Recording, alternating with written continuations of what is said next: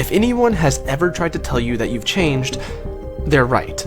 Well, probably not for the reasons they think, but on a more technical level. Our bodies are constantly changing as our atoms recycle and as our cells divide. Some of your body parts are just a few weeks or even days old. Just how long the cells in certain areas last depends on how much work they do and the type of environment they are in. For example, your taste buds have an average lifespan of between 10 to 14 days. But environmental factors, such as, say, piping hot coffee, could shorten that lifespan by quite a bit. As another example, your lungs replace the old cells with new ones every 2 to 3 weeks. The cells lining your stomach exist in a highly acidic environment, and therefore they are replaced about every 5 days. Red blood cells live for approximately 4 months in the body before they are replaced.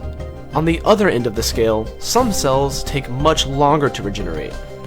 Your skeleton completely remodels itself and replaces all of its cells every 10 years or so. This is roughly the same amount of time it takes for our fat storage cells to completely recycle. Then, there are cells in your body that live for many decades, such as the hippocampal neurons in your brain that are replaced every 20 to 30 years. There are also cells that stay with you for a lifetime and do not regenerate. Your permanent teeth are just that, permanent, and they never regrow. Your eyes are one of the few body parts that don't really change during your lifetime.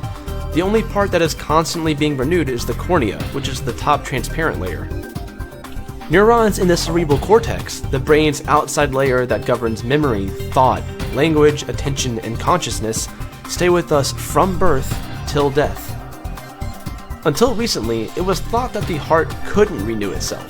However, a study showed that our hearts have stem cells that can replace old heart cells with new ones at least 3 to 4 times over a lifetime. Obviously, it's good for us that our cells are constantly being recycled. Imagine if the taste buds that you've burnt off with coffee or tea were gone forever. But, as it turns out, this constant recycling of cells is ultimately what leads to our death.